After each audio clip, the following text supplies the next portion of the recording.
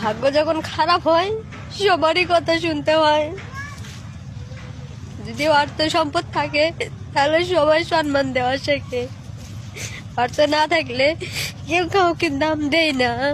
কিছু কিছু পরিস্থিতি আছে যেরকম পরিস্থিতির শিকার হয়ে বেঁচে থাকতে হয়।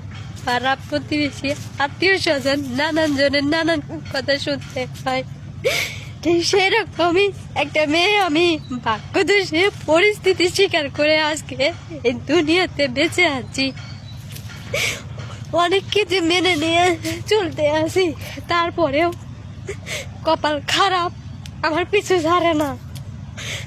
অসহায় অভাব অনেকটা আমার পিছু ছাড়ে না, জানি না কেন আমার উপরে লেগে আছে।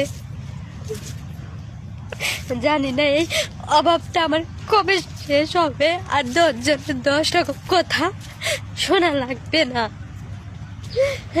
হয়তো হবে না, কপালটাই তো পোড়া।